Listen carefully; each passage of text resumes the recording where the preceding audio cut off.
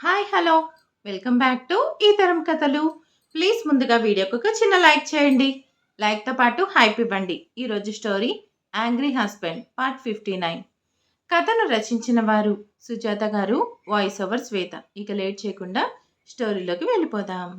ఐశ్వర్యతో shopping అనగానే పరిగెత్తుకుంటూ వెళ్తాడు శేఖర్. అది చూసి నవ్వుకుంటాడు జై. ఇంట్లో అందరూ పిలుపులతో షాపింగ్లలో ఎవరికి తగ్గట్టు వాళ్ళు పెళ్లి పనుల్లో చాలా చాలా బిజీగా ఉంటారు. ఒకరోజు జై ఇంటికి వచ్చేసరికి హాల్లో దక్ష వాళ్ళ అమ్మా నాన్న దక్షతో సహా వచ్చి ఉంటారు.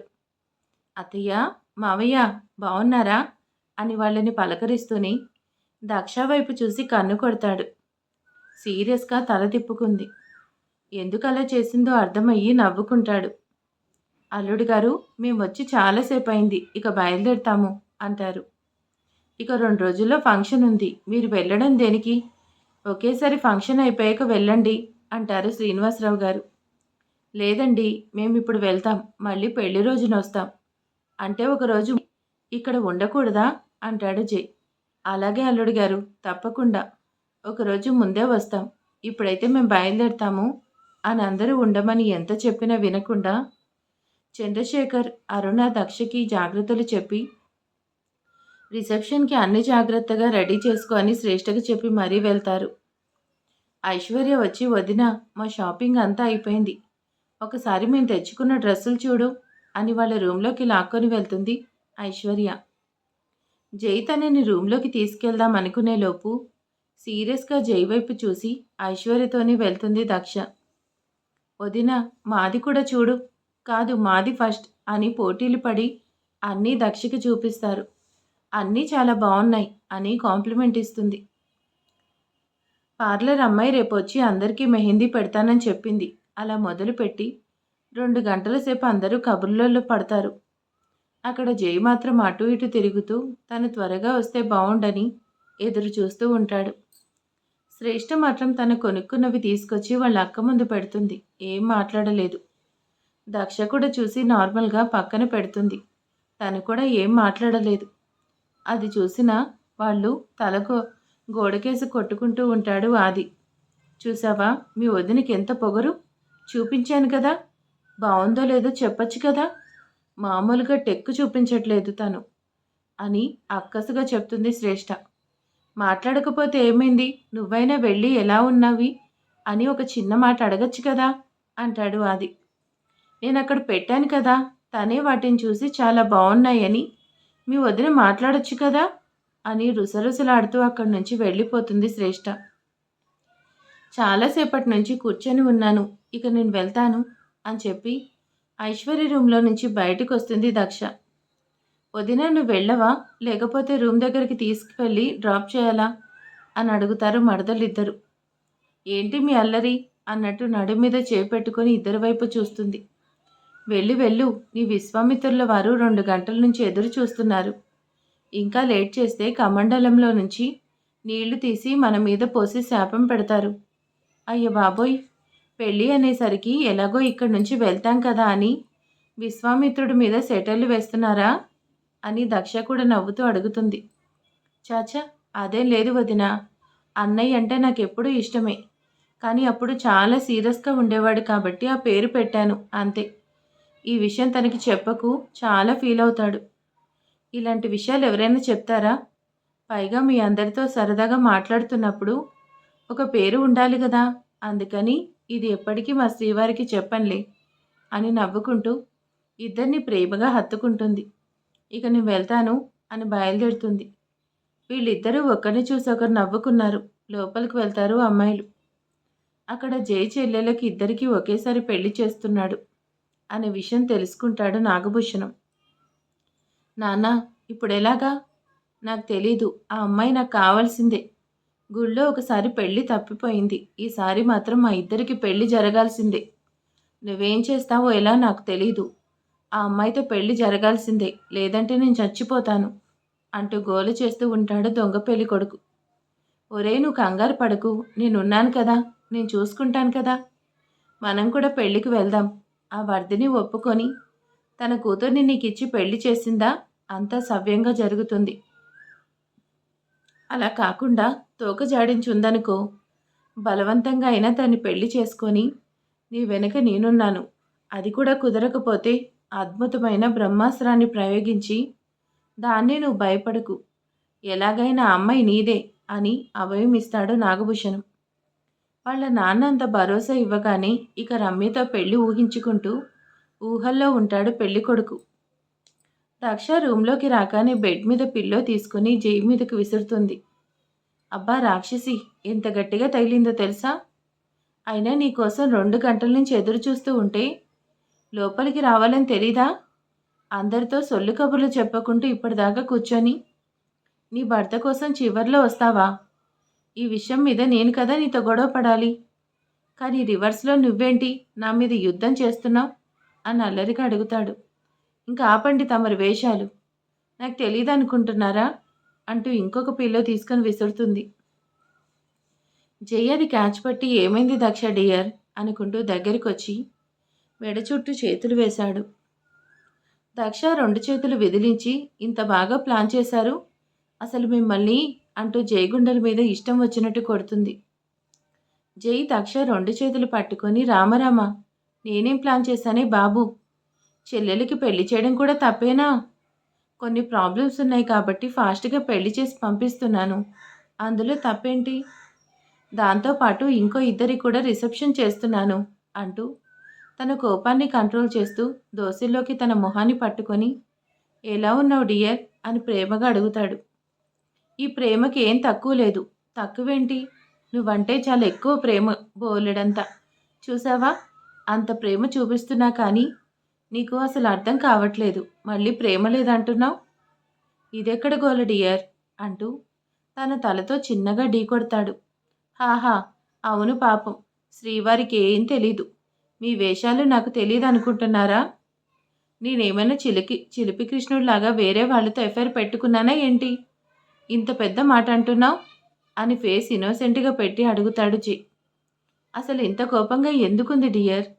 విషయం ఏంటో చెప్పొచ్చు కదా అని ఫస్ట్ టైం బుజ్జగించడం మొదలు పెడతాడు. మీకు తెలియనట్టు మాట్లాడకండి, నాకు అంతా తెలుసు. సరే మేడం, నీకంతా తెలుసు. ఏం తెలుసు? ఎలా తెలుసు? అసలు ఏం తెలుసుకున్నారు? నాకు కూడా చెప్తే నేను కూడా వింటాను. వామ్మో వామ్మో వామ్మో, ఎన్ని నాటకాలు ఆడుతున్నారు. రూమ్లోనేమో నీ ఇష్టం అమ్మా, నీ ఇష్టం, అమ్మ వాళ్ళ ఇంట్లో 1 రోజులు ఉండు అని చెప్పి పంపించి కరెక్ట్గా 2 రోజులు ఉండగానే పెళ్ళిళ్ళు అని వంక చెప్పి నువ్వు మళ్ళీ పిలిపించారు.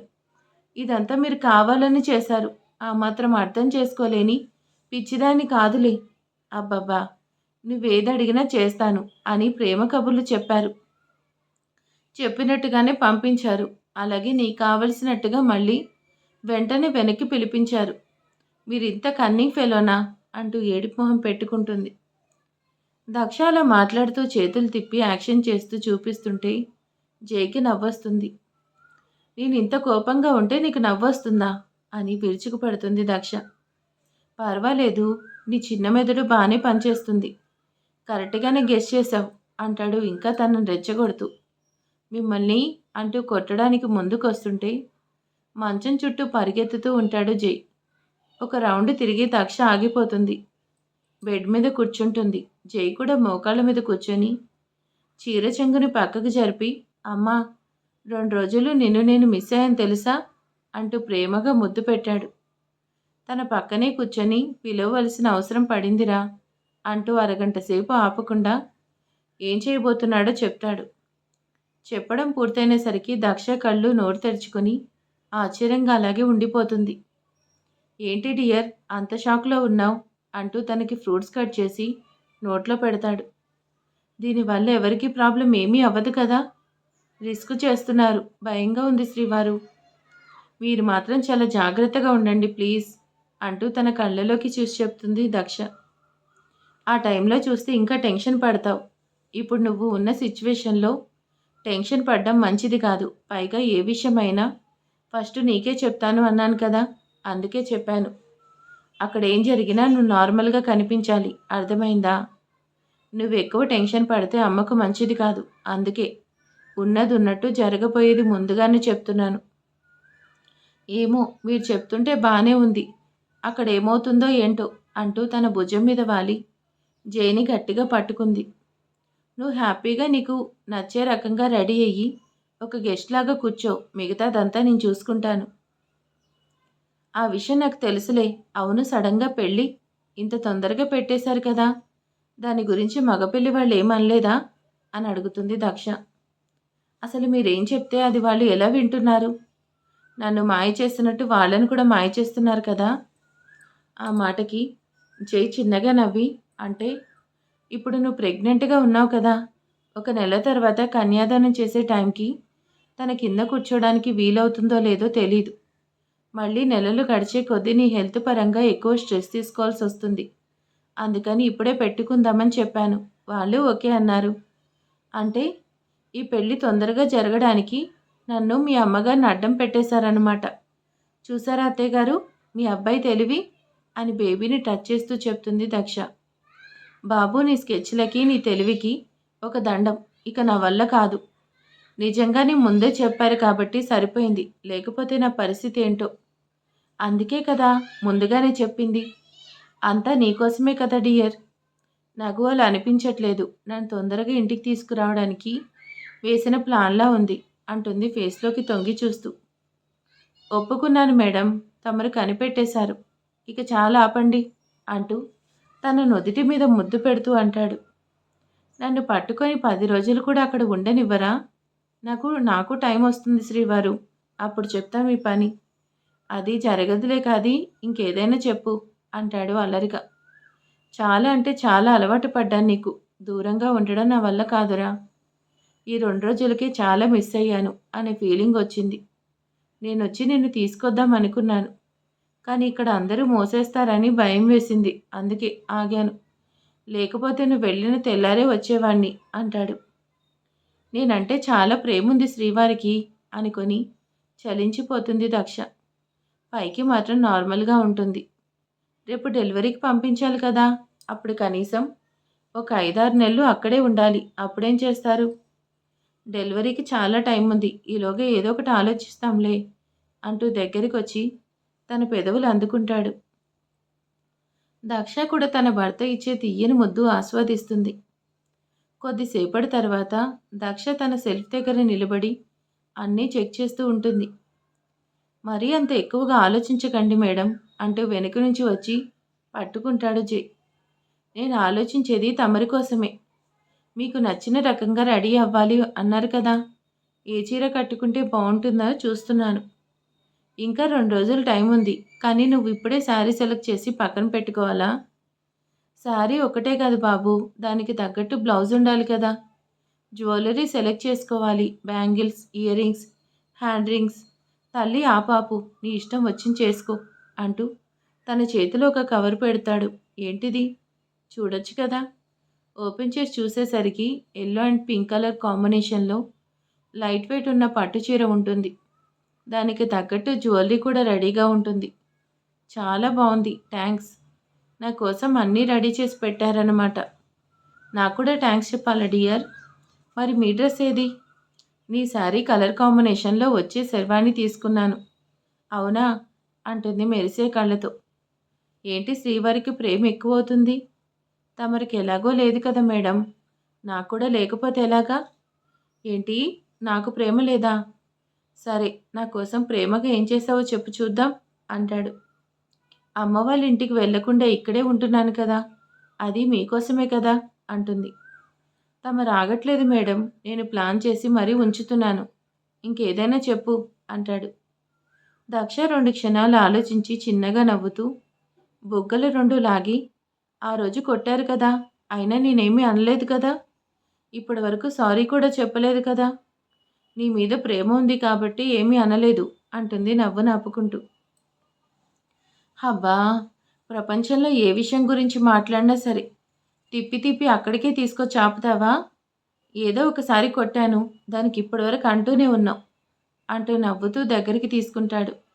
ఇక ఆ విషయం వదిలేద్దాం. నీ అందమైన నడుముకి వడ్డానం వద్దా అంటాడు. వద్దు, అసలే మా వారి పొజిషన్ టైట్గా ఉంది. ఇప్పుడు వడ్డానాలు, డైమండ్ హారాలు అంటే ఇంకా కష్టమైపోతుంది కదా. అబ్బో, నీకు ఇష్టమైతే పెట్టుకుంటాను, కానీ నాకు ఎందుకు అది కంఫర్ట్గా అనిపించదు. పైగా ఈ టైంలో వద్దు. ఓకే నీ ఇష్టం. అలా ఎంతసేపు ఎన్నో కబుర్లు చెప్పుకొని ఎప్పటికో నిద్రపోయారు. ఇంట్లో ఒక్కరు కూడా కీర్తన గురించి అడగలేదు. లడ్డు కూడా ఆ విషయం చెప్పట్లేదు. అందరూ అడిగినప్పుడు చూద్దాంలే అన్నట్టు వదిలేశాడు. తనెక్కడుందో ఏంటో కూడా తన మనసు పీకుతా ఉంది. ఫోన్ చేయాలని చాలాసార్లు ట్రై చేసి ఆగిపోయాడు. పాపం ఎంత ఇబ్బంది పడుతుందో ఏంటో. ఈ ఒక్కసారికి క్షమించి అవకాశం ఇస్తే బావుంటుందేమో అని ఇప్పటికి ఎన్నోసార్లు అనుకున్నాడు. చూస్తుండగానే పెళ్లి రోజు వచ్చేసింది. ఒక పెద్ద ఫంక్షన్ హాల్‌లో పెళ్లి ఏర్పాట్లు చేశారు. మేళతాళాలతో, అతిథులతో, మంగళ వాయిద్యాలతో కళ్యాణ మండపం కలకలలాడుతూ ఉంటుంది. జై దక్షాని అన్నీ తీసుకొని వచ్చి అన్ని అరేంజ్‌మెంట్స్ చేస్తూ ఉంటాడు. యెల్లో అండ్ పింక్ శారీలో దక్ష అందమైన చందమామలో మెరిసిపోతూ ఉంటుంది. Light yellow and pink colour కాంబినేషన్‌లో శర్వానీలో జై కూడా అలాగే ఉంటాడు. శ్రీవారు ఈ డ్రెస్‌లో భలే ముద్దొస్తున్నారు. జై అటు ఇటు చూసి తన బుగ్గ మీద ముద్దు పెట్టి అక్కడి నుంచి వెళ్ళిపోతాడు. శ్రీవారు అని ముద్దుగా విసుక్కుంటూ ఎవరూ చూడలేదు అనుకుంటూ వచ్చి మండపంలో నిలబడుతుంది. తాతగారు దక్ష దగ్గరికి వచ్చి బంగారు తల్లి అంటూ తల నిమిరి వెళ్ళిపోతారు. 2 జంటలు పీటల మీద కూర్చుంటారు. జై ఏం చేస్తున్నాడో అర్థం కాక ఎలాగో పెళ్లి పిలుపు ఉంది కాబట్టి రోహిత్ కూడా పెళ్లికొస్తాడు. 2 జంటలు పెళ్లి బట్టలు ముస్తాబై ఇంకా అందంగా కనిపిస్తూ ఉంటారు. కరెక్ట్‌గా ఏ టైంకి సౌమ్య ఐశ్వర్యలకి మంగళసూత్రధారణ జరిగిపోతుంది. అది చూడగానే అది చూడగానే శ్రేష్ఠ ఫేస్ కొంచెం బాధగా కనిపిస్తుంది. ఆ ఒక్క విషయంలో తను ఎక్స్‌క్యూజ్ చెయ్యి. లైఫ్ లాంగ్ నేనిక్కడ పెట్టుకుంటానని తన గుండెల మీద చేయి పెట్టి చూపిస్తాడు ఆది. సరే అన్నట్టు చూస్తుంది శ్రేష్ఠ. వర్ధిని గారు చాలా కంగారుగా కనిపిస్తారు. ఎటు నుంచి ఏ ఉపద్రవం వస్తుందో ఏంటో అని చుట్టూ చూస్తూ టెన్షన్ పడుతూ ఉంటారు. కళ్యాణ మండపంలో జై, దక్ష, ఆది, శ్రేష్ఠ, లడ్డు, రాఖీ, రమ్య అందరూ పెళ్లి చూస్తూ ఎంజాయ్ చేస్తూ ఉంటారు. వర్ధిని గారి చూపు మొత్తం రమ్య మీదే ఉంటుంది. అనుకున్నట్టుగాని నాగభూషణం కూడా పెళ్లికొస్తాడు. నేను వార్నింగ్ ఇచ్చినా కానీ ముసల్దానికి లెక్క లేకుండా పోయింది. ఇదిగో తాళి. మెల్లిగా అక్కడికి వెళ్ళి ఆ పిల్ల మెడలో కట్టు. ఎవరి హడావిడిలో వాళ్ళున్నారు కాబట్టి నువ్వు పట్టించుకోవాల్సిన అవసరం లేదు అని ధైర్యం చెప్పి కొడుకును పంపిస్తాడు నాగభూషణం. ఆ దొంగ పెళ్లి కొడుకు మండపం వెనక్కి వచ్చి చిన్నగా స్టేజ్ మీదకెక్కి చూసేసరికి ఆ 2 జంటలు తలంబ్రాలు పోసుకుంటూ బిజీగా ఉంటారు. మిగతా వాళ్ళు వాళ్ళని ఎంకరేజ్ చేస్తూ ఉంటారు. ఆ దొంగ పెళ్లి కొడుకు గబుక్కునొచ్చి రమ్య మెడలో తాళి పెట్టి మొదటి ముడి వేస్తాడు. అనేలోపు గాల్లో ఎగురుతూ ఉంటాడు. అది పూర్తిగా ముడివేయలేదు కాబట్టి మంగళసూత్రం కూడా పెళ్ళికొడుకు చేతిలోనే ఉంటుంది. ఎవరు నువ్వు? నన్ను పట్టుకొని గాల్లోకి లేపావు అని గింజుకుంటూ ఉంటాడు దొంగ పెళ్ళికొడుకు. రమ్య భయంతో కొంచెం పక్కకి జరిగి దక్షని గట్టిగా పట్టుకుంటుంది. అలా ఎత్తి పట్టుకుంటుంది మన లడ్డు. నీకు మా రమ్య కావాలా? నిన్న దూరంగా విసిరేస్తే పెళ్ళవుతుందిరా. అలా చేయమంటావా అని అడుగుతాడు. వద్దొద్దు, నన్ను అలా చేయొద్దు, నన్ను దించండి ప్లీజ్ అనే లడ్డూని బ్రతిమలాడడం మొదలు పెడతాడు. ఆ పెళ్లి కొడుకును అలా ఎత్తి పట్టుకోవడం చూసి అతిథులంతా నవ్వుతూ ఉంటారు. లడ్డు వాణ్ణి దించరా అని జై చెప్పగానే లడ్డు అతన్ని కిందకి దించుతాడు. ఏంట్రా నీ గోల? ఇప్పుడేంటి? నీకు రమ్యకి పెళ్లి చేయాలి అంతే కదా? నేను చేస్తాను కదా? మా రమ్యని నువ్వు ఇంత కష్టపడుతున్నావు అని ఇంత ఇష్టపడుతున్నావు అని తెలియక అప్పుడు పెళ్ళి ఆపేశాను. ఇప్పుడు మీ ఇద్దరికి పెళ్లి నేనే దగ్గరుండి చేస్తాను. ఆ మాటకి దొంగ పెళ్ళికొడుకుతో పాటు మిగిలిన వాళ్ళు కూడా ఆశ్చర్యపోతారు. అంటే ఫ్యామిలీ మెంబర్స్ కాకుండా మిగిలిన వాళ్ళు వర్ధిని గారు అయితే నిజంగా అతనికిచ్చి పెళ్లి చేస్తారేమోననే భయంతో వణికిపోతూ ఉంటుంది. ఏంటి మీ ఇద్దరు అక్క చెల్లెలు చూస్తూ ఉంటారా?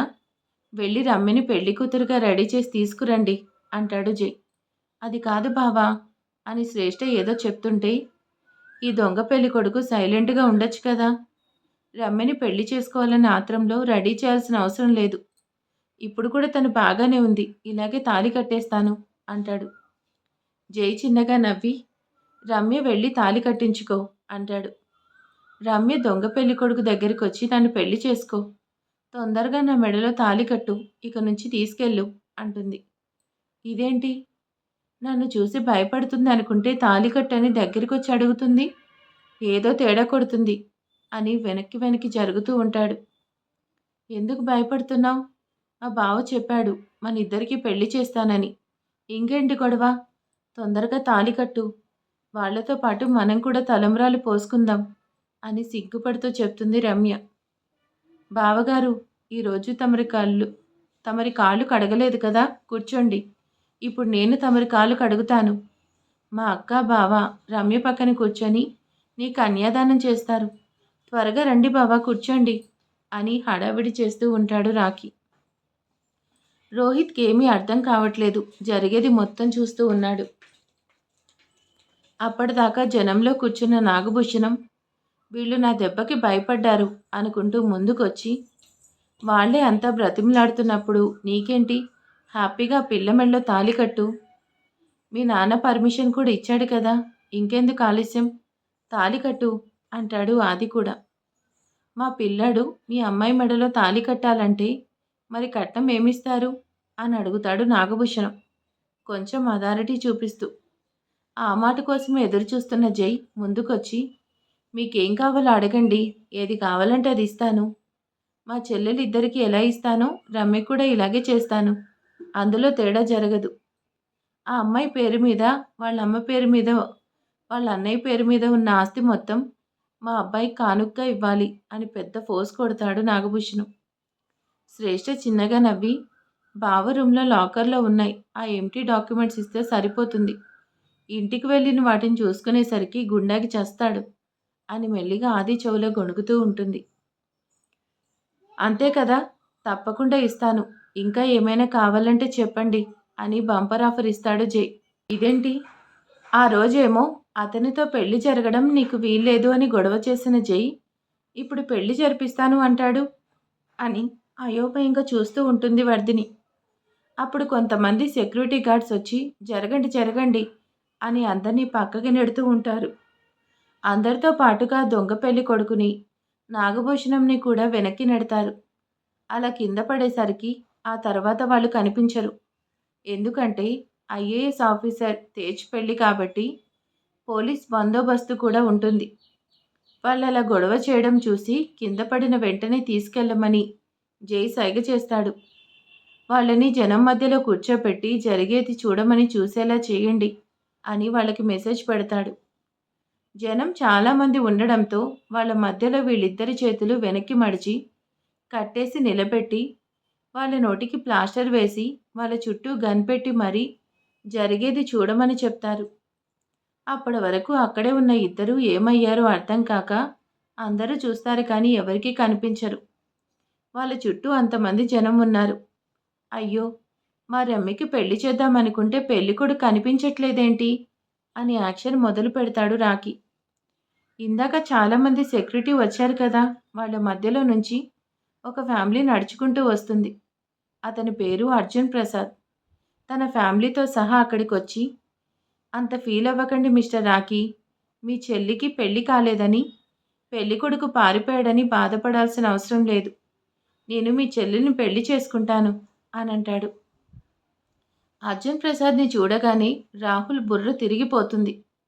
ఇంత పెద్ద బిజినెస్ మ్యాన్ వీళ్ళ ఇంటికి గెస్ట్గా రావడమే కాకుండా రమ్యని పెళ్లి చేసుకుంటాను అంటాడేంటి? అర్జున్ అపాయింట్మెంట్ దొరకాలి అంటేనే నాకు 10 రోజులు పట్టింది. అలాంటిది తనే స్వయంగా పెళ్ళికి రావడం ఏంటి అని ఆలోచిస్తూ బుర్ర గోక్కుంటూ ఉంటాడు రోహిత్. హలో మిస్టర్ అర్జున్, మీరు మా రమ్యని పెళ్లి చేసుకుంటారా అని ఆశ్చర్యంగా అడుగుతాడు జై. మిస్టర్ జై, తను మీ మరదలు కాబట్టి నేను పెళ్లి చేసుకుంటానని చెప్పట్లేదు. మీకు గుర్తుందో లేదో, తనని ఊటీ స్కూల్లో జాయిన్ చేసినప్పుడు నేను కూడా అక్కడే చదువుకున్నాను. అలా నాకు చిన్నప్పటి ఫ్రెండ్, ఫస్ట్ క్రష్ అని కూడా చెప్పచ్చు. మొదటి ప్రేమని అంత ఈజీగా మర్చిపోలేను కదా, అందుకే తనని వెతుక్కుంటూ వచ్చాను. ఇది కూడా మీ అందరికి అభ్యంతరం లేకపోతేనే. శ్రీనివాసరావు గారు వచ్చి వాళ్ళందరి సాదరంగా ఆహ్వానించి కూర్చోబెట్టి ఇంత గొప్పవాళ్ళు మమ్మల్ని వెతుక్కుంటూ రావడమే గొప్ప విషయం. మీరు నిజంగా చెప్తున్నారు కదా అని కొంచెం అనుమానంగా అడుగుతారు శ్రీనివాసరావు గారు. చూడండి, నేను మా అమ్మా నాన్నతో వచ్చాను. ఎందుకంటే రమ్యని పెళ్లి చేసుకుంటాను అని చెప్పి మీ అందరినీ కూడా ఒప్పించడానికి. మీరు అడగంగానే మేం పెళ్ళికి ఒప్పుకోము. మా రమ్యకి ఇష్టం లేకుండా నేనేమీ చెయ్యము అంటాడు జై. అలాగే మీ ఇష్టం. మీరు వెళ్ళి రమ్యని అడగండి. తను ఒప్పుకుంటే ఇక్కడే ఇప్పుడే పెళ్లి చేసుకొని వెళ్తాను. లేదంటే మిగతా వాళ్ళకి వచ్చినట్టు చూసి వెళ్ళిపోతాను అని చాలా సింపుల్‌గా చెప్తాడు అర్జున్. అర్జున్ అంత హుందాగా బిహేవ్ చేయడం అక్కడ వాళ్ళందరి మనసుని కట్టిపడేస్తుంది. ఈ అబ్బాయికి అందమైన రూపంతో కాదు మంచి మనసు కూడా ఉంది అని చెప్పుకుంటూ ఉంటారు అందరూ. ఈ పెళ్లి నీకిష్టమేనా రమ్య అని దక్ష అడుగుతుంది. ఒకసారి అర్జున్ వైపు చూస్తుంది. రమ్య ఇద్దరి చూపులు కలుసుకొని విడిపోతాయి. బావా, నాకు సంబంధించినంత వరకు నా విషయంలో నువ్వు ఏ డిసిషన్ తీసుకున్నా నాకు ఓకే. ఇప్పుడు కూడా నువ్వేం చెప్తే అదే చేస్తాను. ఆ మాటకి అందరి మొహంలోనూ చిరునవ్వు వస్తుంది. మిస్టర్ అర్జున్, మా రమ్యకి మిమ్మల్ని చేసుకోవడం ఇష్టమే. ఒక మంచి ముహూర్తం చూసి మీ ఇద్దరికీ కూడా పెళ్లి చేస్తాను అంటాడు. మిస్టర్ జై, ఇది కూడా మంచి ముహూర్తమే. కానీ మీలాంటి పెద్ద బిజినెస్ మ్యాన్ ఇంత సింపుల్గా పెళ్లి చేసుకుంటే ఎలా? పెళ్లి సింపుల్గా జరిగిందేంటి, రిసెప్షన్ గ్రాండ్గా చేసుకుంటాను అని చెప్పి ఫాస్ట్గా షూస్ కింద విప్పి పైకెక్కి రమ్య మెడలో తాళి కడతాడు అర్జున్. అంత గొప్పవాడు రమ్యని పెళ్లి చేసుకున్నందుకు సంతోషంగానే ఉంటారు, కానీ నాగభూషణం వల్ల తనకి ఏదైనా సమస్య వస్తుందేమోనని భయంగా చూస్తూ ఉంటుంది వర్ధిని. మరి ఆ తర్వాత ఏం జరగబోతుంది ఏంటి అనేది నెక్స్ట్ పార్ట్లో చూద్దాం. ఈరోజైతే ఎపిసోడ్ చాలా బాగుందని అనుకుంటున్నాను. మీ అందరికీ ఎలా ఉందో ప్లీజ్ కామెంట్ చేసేయండి, లైక్ చేయండి. Thank you.